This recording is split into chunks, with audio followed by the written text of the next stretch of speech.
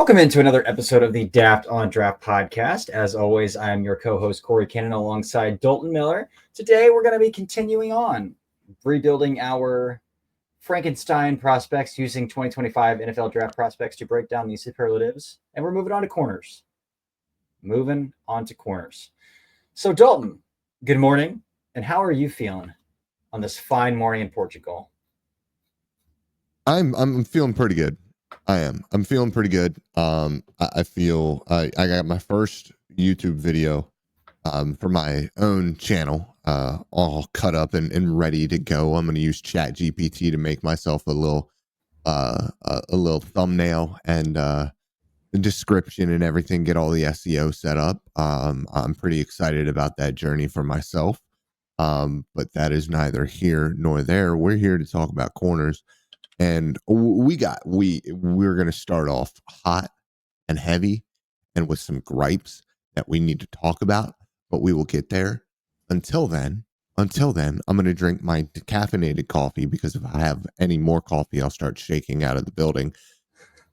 Corey, I'm ready to get this done. I'm ready for the draft to get here. I'm ready to. So I've been ready to move on to 2026 for a while. And I think I'm just ready to get there at this point. But I will also be offering another level on the Patreon here in a little bit. So I'm really excited about that as well. I love that as well. I've already kind of been peeking ahead as well, getting ahead of the quarterbacks a little bit in the 2026 class. And again, we might have one switching teams already here with Nico Iamaleava heading to UCLA, it kind of sounds like there. So what a wild story that is to start even the offseason before we even get into the 2026 so let's just we'll fly through that real quick with an opinion or two. How do you feel about all this? Like teams being like, we're going to, because with the transfer portal and how everything is working now, and I think kind of like the ease and flexibility of being able to move players, like I don't hate this. Like I don't hate a team being like, maybe you should try to find somewhere else. You know what I mean? And like, especially when you have money alongside of it and you have somebody who is obviously physically talented, but it was not working. And I had this conversation in Discord, like, how do you kind of like weigh this? And I was like, dude, like, if you can't explode in Josh's offense, you got outproduced by Joe Milton, my guy. You might have problems. Like if you are indecisive, and scattershot in that offense, brother, you might just not have it. Yeah, and I don't think it's gonna get any easier at UCLA because that program is in shambles, is rough, very rough. So, yeah, I mean, there's a lot to that as well. Like Nico's dad being very involved in the process and potentially doing some things that were harmful to his son throughout that process as well, and some stuff like that. But do we have a Kyler Murray father in the building? We do, yeah. So, but he's from Southern California, so who knows? Maybe returning home might be good for the guy. I do know that I've charted his entire 2024 tape, and it was not very good at Tennessee. Yeah. Again, outproduced by Joe Milton. What's bizarre is that he was a former top recruit in his first year as a starter. So for it to fall apart that quickly is the most bizarre part. But yeah, it's pretty crazy. But going from quarterbacks to cornerbacks here, we broke this down into 7 superlatives here. Oh, nope, I'm on the wrong one. 6 superlatives. 6 superlatives here. We're going to go talk about man coverage, processing and route recognition, explosiveness, fluidity, run defense, and versatility. Yeah, and I wanted to bring up the same name on 3 of these categories here. Right? Yeah, I wanted to bring up that like processing and route recognition is also in part like zone coverage in general, because I didn't want to do zone coverage and route recognition and man coverage, because there is a lot of overlap with your ability to just be sticky in coverage with route recognition. And so for me personally, I just kind of like lumped that together, and it seeing the name that you have there, you did as well. Yeah, that one was really easy. Yeah. So do we want to get into man coverage real quick here? Let's do it. Let's dive right in.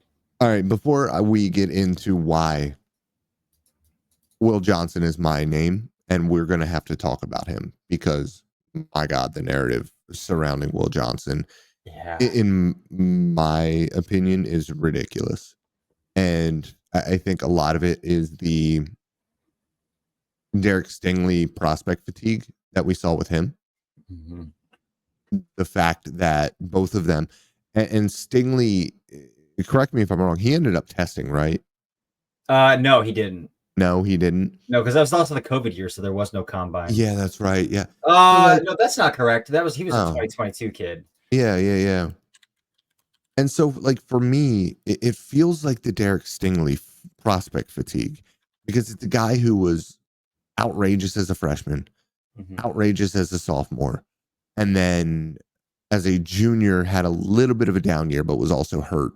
And with Will Johnson, there is the added layer of he was also playing on a horrific football team with no quarterback. He was going to the NFL draft. He had 2 years of outstanding tape already, and he was dealing with an ankle foot injury.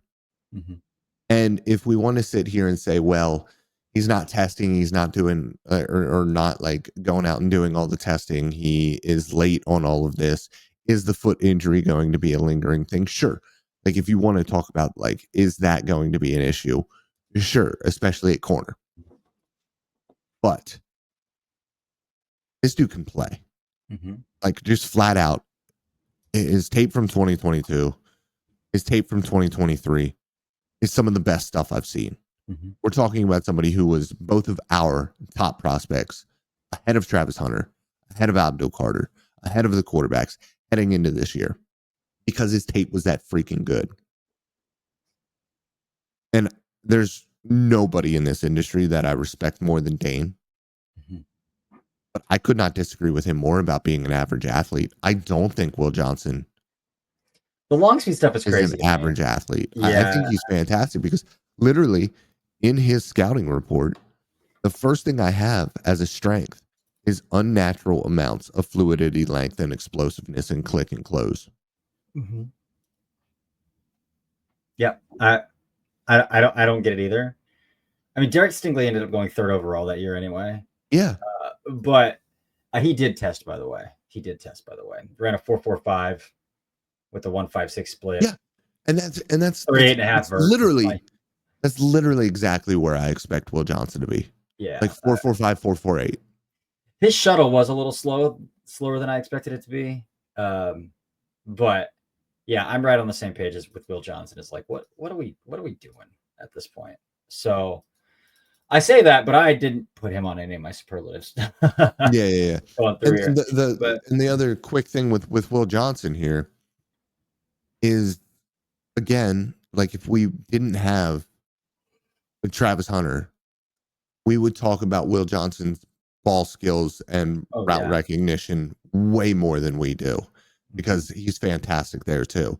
I even have excellent recovery speed and awareness to disrupt receivers when the concept beats the match-based coverage. Like, he is a force multiplier on the outside in coverage because of his versatility. So, man, I have it again, solid understanding of route depth and breaking points and the ability to anticipate route concepts, which just makes him that much better in man coverage as well. And then you have a bunch of the cover 3 stuff from this year. I feel like he played a lot closer to the line of scrimmage in 22 and 23, played a lot more man coverage. I mean, we're talking about somebody who beat up one of, if not the best wide receiver prospects that we've seen in a long time in Marvin Harrison Jr. and had a freaking battle against him. And so for me, it's no contest. This dude is a dude. I agree. For my part on man coverage, and I leaned pretty heavily on the press man stuff here for my pick for man coverage. I went with Florida State's Azareye'h Thomas. Again, he does have some legitimate long speed concerns and some legitimate ability to turn and burn from his tape. But what I will say about Azareye'h Thomas is I don't think there's any better press tech corner in this class than him. And that's where he really thrives. and he's going to get drafted in the first 50 picks probably because of it. Top 64, I would say, is a lock. And so I'm going to go with Azaria Thomas for my man coverage corner. And I even saw some nice stuff in off coverage as well, playing some catch techniques and things like that too. Again, he's not going to have the luxury of just being able to press exclusively at the NFL level. So we'll see how that kind of transitions to him having to maybe bail out of cover 3 or match a little bit out of quarters at the NFL level and how that translates. But by all indication, this kid's a great kid, really smart guy, really hard worker. So I don't think it's beneath his wits. But again, I'm going here for what his strength is, and that's press man. That's corner, or playing a press man at corner there. So I'm taking this Azaria Thomas. Next up, we have processing and route recognition, and we kind of hinted at already. We both have Travis Hunter here. Like, come on. I haven't seen a better corner at this in a very long time who can just understand what route his guy is running and how to anticipate. Like, well, if my guy's running a hook, this guy's probably running a slant, or like if my guy's sitting, like, and his ability to just drop off routes. Not to mention the transitional burst, which that's just being a freaking athlete.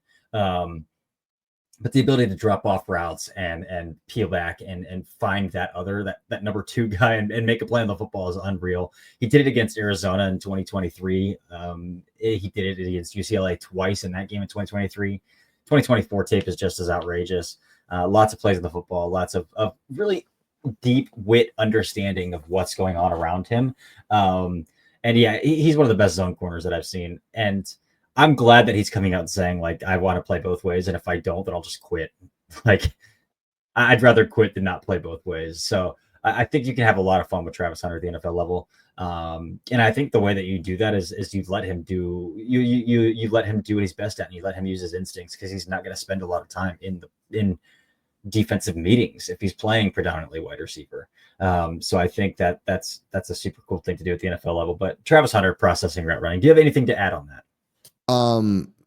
Not for Travis Hunter, but I did want to bring somebody else up. I wanted to throw another name out there because we knew who this answer was going to be the whole time. But it's Mac McWilliams from Central Florida. He has inside out experience. He is an incredibly effective and concise communicator on the back end for them. His ability, and I think it kind of comes down to the Travis Hunter thing a little bit. Like, Hunter playing wide receiver and playing corner has helped him in both areas a little bit, but very much at corner when it comes to the cognitive ability to understand what receivers are trying to do to beat him. In that very same way, Mac McWilliams does a very good job with apex defenders communicating, because he has played that position and he has that versatility. The instinction, the trigger, against screens and things like that. Mac McWilliams, for me, is a guy who I think is very underrated when it comes to that. And so I definitely wanted to bring him up here. Yeah, both those UCF corners are a little underrated. I like BJ Adams a little bit too for what he can bring on day 3 too. So that's a good shout. Moving on to explosiveness. I'm gonna fight you here. I understand. I have a good reasoning. Listen, do I think that Darian Porter is a very good cornerback right now? No, I don't. And do I think that he's going to get it as a 24-year-old, as a 6th year who had to play rotational? He's a 6th year. I don't know. But what I do know is that son of a gun is an elite gunner on special teams, and he's a top-tier athlete. So if I'm just peeling back the explosiveness, and I'm using his special teams body of work as my reasoning here, hey, that guy's a gold star special teamer. I'll take it. He's got tremendous burst. He's a burner. So I'm taking Darian Porter here for explosiveness, and I'm not even gonna really talk much about what he does on the defensive side of the ball for this superlative. I don't see it on tape. It's the Matthew Golden thing for me. I wouldn't be able to put Matthew Golden for explosiveness or vertical receiving because I don't see it on tape. Just flat out. For me, and I was shocked that you didn't choose this guy for it, because we have talked about this since the summer. If there's one thing that Siobhan Revel has, it's the ability to just absolutely delete the ability for wide receivers to stack him vertically. the ability to just turn and burn is his best trait. It's my only real trait that I love from him, is that closing burst and ability to carry down the field. His tape against, I think it was SMU, where they just tried to throw 9 balls into the 6'4" corner who carries anybody, was hilarious to me. Or it might have been UCF. It might have been UCF.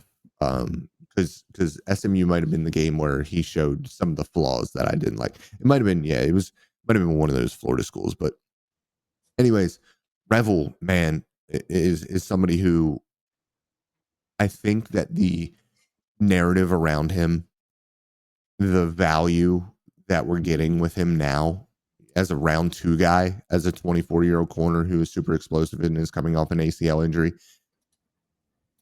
I think a team is going to get a very, very solid value in round 2 from a player like Rebel in the right defense. And so for me, yeah, I'm going to throw him in here for explosiveness. I love it. I love it. I love it. I'm pretty sure he was my choice for explosiveness when we did this over the summer or in the fall as well. So makes sense. I tried to find it and I couldn't find the episode to go and look back on it. Yeah. So moving on to fluidity, we have the same name here as well. And I think it's because we both used Travis Hunter already, because I think Travis Hunter could very easily fill this one as well. We both went with Kentucky's Maxwell Hairston. Would you like to speak on this one, Dalton? Yeah. The way, and I've talked about this a couple of times before when we talk about Maxwell, it's that stalker ability that he has, that stalker type of carrying that he does in man coverage, where it literally just looks like he kind of like hunches and like arches his upper back, and it looks like he is like a baddie on a cartoon that is like trying to sneak around corners and stuff, being really, really quiet. And that's what his feet are like. Quiet feet, the ability to just turn, swivel, move with anybody. And part of that comes from being like 6'1", 180 pounds, maybe, like being a little bit lighter on his feet in general. But it's just that ability to never, ever look like he's out over his skis or even really having to try too hard to maintain his positional leverage in man coverage against guys. What hurts him and why I didn't choose him for man coverage was the body type and inability to stick with guys in and out of route breaks through physicality. And so for me, the fluidity, the ability to stick with a man, I think Maxwell Hairston is one of the more impressive athletes I've seen, especially this year. There, again, taking Travis Hunter out of the equation because Travis Hunter. Maxwell Hairston might have the next best quick twitch like reaction out of any corner in this class. Like we just mentioned Siobhan Revel's transitional burst, his ability to, without really even like having any issues, but just sticking his foot in the ground and turning directions and full on burning. Like Maxwell Hairston has that. He's got that trigger to get downhill in a hurry. The hips are there to change directions, flip his hips, match out routes to the boundary, things like that. Again, playing in a bail technique, and then getting hit with an out route in zone coverage and having to flip and make a play on the football is not an easy task. That's kind of my tell at corners. Like when I see a corner who can do that, I was like, okay, yeah, this guy's got it. This guy's got it a little bit. And Maxwell Hairston has that. I think he's a lock to go in the first round. He got invited to the green room during the draft, so he's going to be actually at the draft. And I think the expectation is he's going to go first round, and I think he probably deserves to. Yeah. Moving on to run defense, we both had the right idea here, and I was going back and forth between the guy I chose and another guy who I really love in this draft class, and I just couldn't find a way to get him on the list. But for run defense, I went with Jacob Parrish out of Kansas State because that dude will throw himself into some freaking run fits. And I love myself a corner who will throw himself into some run fits. And if you look at like his PFF data as well, he is up there in the cornerback class in terms of stop tackles, in terms of tackles themselves. He finds a way to get his nose into the football, nose around the ball. And to me, like in a league that's going to go 75% of nickel, like this is your bona fide nickel. Like this is a guy you draft and you stick in the nickel day one, and he can start for you, and he's going to give you a lot of production. But that's not to discount that he can sell short outside, and he can play outside too. And we're seeing some of those guys like Mikey Sanders still, who were like, stick me outside and I'll do the same thing. And I mean, holding DJ Reed 2.0. DJ Reed 2.0, yeah, there you go too. And Jacob Parrish did play predominantly outside. Another guy I really wanted to use here, and I want to give him a shout because I couldn't fit him on my list, is Upton Stout. I love Upton Stout. I know. Yeah. I love him so much, and I wanted to fit him on here, and I almost pulled the trigger here, but just the aggressiveness and like not really recklessness, but like reckless abandonment that Jacob Parrish will throw his body around is a lot of fun to watch when he's slinging into some run fits. So I went with Kansas State's Jacob Parrish for run defense. Yeah, I wanted to give a shout out real quick to this year's version of Penn State's Kalen King, which is USC corner Jalen Smith, who a little bit undersized, but is just an absolute dog when it comes to run defense, and is an intelligent but maybe not athletically gifted enough guy to survive at the NFL level. I think he ran like a 4.45, but on tape you can kind of see it a little bit. I chose Caleb Bransall. I needed to talk about Caleb Bransall at some point, and I'm going to talk about him in the safety with superlatives too, most likely, because I think that he is that guy who, like our great white hope, Cooper DeJean, or Jahdae Barron, is a guy who like could play predominantly slot off the ball at 8 to 12 yards. And like, is that actually a corner or is it a safety? And also he's a guy who literally dropped back pre-snap quite a bit and post-snap into cover 2 looks or the quarters as that other safety. So Bransall played a little bit of everything. But for me, it wasn't the 9.97 Raz or whatever that stood out to me when I watched his tape. It was him playing at the end of the line of scrimmage and coming down and crashing into pulling guards. It was him coming downhill and taking tight ends one-on-one and surviving as, 185-pound dude in the slot.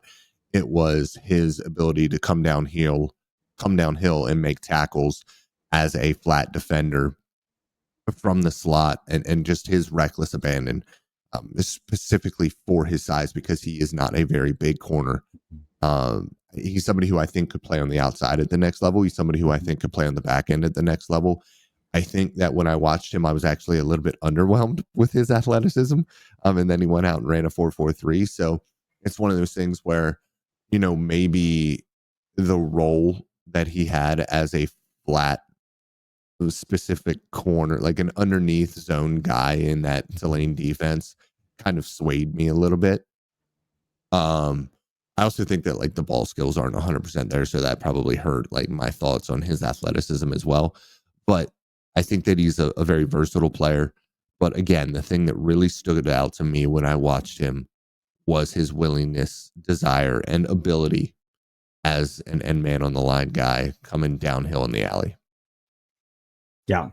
Lots of fun nickels in this class, man. There's a lot of fun dudes who scrap in this class. Moving on to versatility, which is our last category here. And like there's one obvious choice here. Like we hate the whole having the same name and we did it 3 times, but like there is no other choice here than Jahdae Barron out of Texas for versatility. Is he a safety? Is he a corner? He's both. He can be an apex defender if you want him to as well. Like you could stick this guy wherever you wanted to, and you're going to get similar production out of him at every single one of these spots. We're to the point now where like he's pretty penned in as a first-round pick in this year's class. He's one of those guys I didn't see that athleticism on tape, and then he ran a sub 4.40, and it's like, oh, okay, that sounds good. But again, stick him in the back end, stick him in quarter, stick him in the nickel, and he's a football player. which really gives an NFL team the ability to have a guy who can just erase another team's best player wherever you want to utilize him from or ship him out from, and get the most out of him. That can transform a defense. That can transform a back end of a defense there. So Jahdae Barron gets the nod there for versatility. Do you have any other thoughts on Jahdae Barron before we wrap up here, Dalton? I don't know how high he's going to go, but I can tell you when his slide will stop in the first round, and that's Washington. There's absolutely no way that Dan Quinn doesn't look at him and just salivates over his ability because of the versatility. There's nobody that likes versatility in his corners and safeties more than that man. And Jahdae is somebody who I think, especially in Dan Quinn's system, where Dan runs a lot of cover 3, he would just like be a perfect fit as an outside corner there. Mm-hmm. I'm really interested to see, because he tested so well as an outside corner. Dan Quinn also plays a lot of off cover 1. Mm-hmm. And I'm really interested to see how he fits in that role, because I thought that his best fit was inside in the slot, playing off of the ball with his eyes. And so I'm really interested to see how he looks in a more reactive athleticism role. Mm-hmm. Because you're right. Like, I didn't see that high end twitch and long speed with him, but it might be a Patrick Surtain thing again, where like his eyes were so good, he was never really out leveraged that much to need to really get on the horse. But when it comes to versatility, it's an easy one. It's Jahdae Barron. All right. Well, that wraps it up. So going back through this again, for man coverage, Dalton had Will Johnson. I took Azaria Thomas. Processing, route recognition, we both snagged Travis Hunter. Explosiveness, Dalton took Savon Revel. I took Darian Porter out of Iowa State. Fluidity, both of us took Maxwell Hairston out of Kentucky here. Run defense, Dalton went Caleb Ransaw from Tulane. I went Jacob Parrish from Kansas State. Versatility, we both went Jahdae Barron. Dalton, we're at the 27-minute mark here. Do you have anything else for the people here before we get out of here? And then we'll come back and we'll build some safeties tomorrow. Yeah, it's been a little bit of a maligned corner class at this point, and for good reason. Are there any corners that you just want to bring up? I know you talked about Upton Stout already. Yeah, I love me some Upton Stout. But yeah, is there anybody else who like you wish that you would have been able to put on here, but were unable to? Yeah, Justin Wally out of Minnesota. He's getting some late love as well. Justin Wally's a good player. And I think he's going to be one of those guys that goes earlier than people expect, because nobody's really talked about him this entire cycle until like right here at the very back end. But when I started seeing some buzz on social media, like I hit up a couple stouts and like, yeah, we love this guy. So I think Wally's going to be a day 2 corner. I'm kind of glad we bypassed talking about some of these guys. I know you probably want to talk about Benjamin Morrison a little bit, but like, not really. It sounds like Trey Amos is going to go first round, and I don't get that one. I don't understand that Trey Amos going first round. I know you have some love for Dorian Strong as well. That's who I wanted to bring up. Like Dorian Strong for me, not somebody that I could have picked for any single one superlative, but somebody who I just think is going to be a solid number 2, a solid number 3 at the next level. I love it. But I think that's really it in this cornerback class that I feel like giving a shout out to. Mm-hmm. I'm going to reserve my praise for the select few. Kobe Bryant, I know he's tiny, man, but I love his attitude. I love his aggressiveness. I love his twitch and his trigger. Kobe's the guy that you could have put in for run defense as well, as an outside guy. Yeah. Even at his size, because he has that kind of reckless abandon to his game as well. But yeah, that's all I got. That's all I've got too. Yeah. All right. Well, again, we'll be back tomorrow talking safeties, Dalton's favorite position. So he's going to come locked and loaded, ready to go. But until then, that has been Dalton. I am Corey, and this is the Daft on Draft podcast. Goodbye. Welcome to the NFL Draft.